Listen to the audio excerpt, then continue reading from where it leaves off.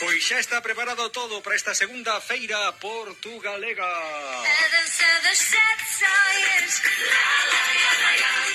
Actividades para todo tipo de públicos, para todos os gustos posibles. O alumnado portugués para todos e todas do Instituto de Ensino Secundario Castro Alobre de Vilagarcía, co obxectivo de establecer unha ponte de contacto entre Galicia e outros países da lusofonía, preparou con moito mimo unha serie de actividades que se van desenvolver nesta segunda feira portugalega.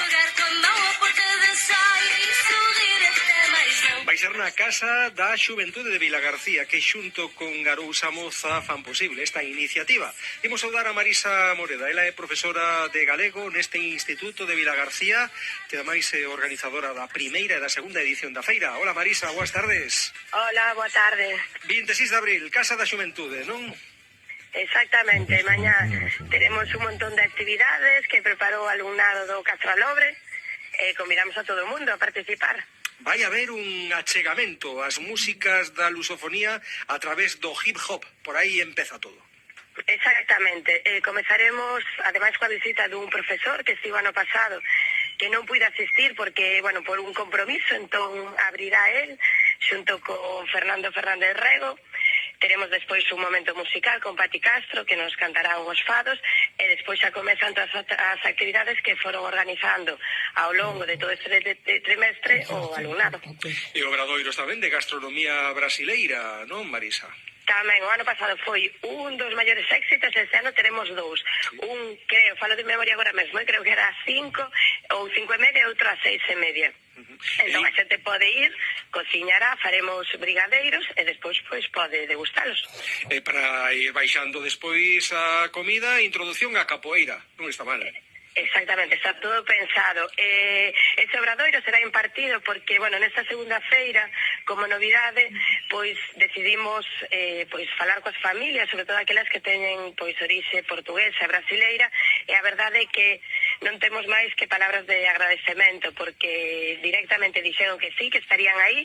Ese obradoiro será impartido polo pai e nai dunha das alumnas, e tamén outro pai portugués pois tamén nos traerá produtos portugueses para degustar e que despois poderemos encargar.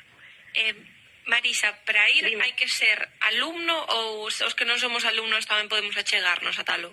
Está aberto a todo o mundo. A idea coa que naceu o ano pasado e que continúa é un pouco trasladar todo ese coñecemento pois das escolas, que ás veces o alumnado non acaba de ver cal é o obxectivo de aprender, pois poder levalo fora e poder pois transmitirlo e darlle a coñecer pois ao resto da comunidade. Entón está aberto a todo o público. E toda a tarde, ademais, tedes actividades, porque ademais de todo o que comentábamos de gastronomía, de introducción á capoeira, do tema de bailes e achegamento á música a través do hip hop, tedes tamén un espacio para tatuaxes, de pintura, e moitas cousas pensadas tamén para a cativada, sobre todo os nenos, os máis pequenos. Claro, sí, pois as persoas, sobre todo, eso foi pensado un pouco tamén ano pasado, moito do noso alumnado, pois eu podo levar a meu irmán pequeno, a miña irmá pequena, porque polas tardes teñen que coidalos, e pensamos, pois teñen que ter tamén o seu espazo, entón mañá, pois haberá pintura facial, tamén pois hai un grupo de alumnas que está preparando uns contos en portugués, cancións en portugués, para os máis pequeniños e pequeniñas. Pois xa nos vemos mañá, a partir da tarde, pasamos pola Casa da Xuventude de Vilagarcía e a vivir intensamente esta segunda feira portugalega. Queres engadir algo máis, Marisa? Nada, que ali vos esperamos a todos e a todas, que esperemos que disfrutedes. E ala, nos vemos. Ata mañá, un saudinho. Veña, ata mañá. A tarde con Antón Rebollido.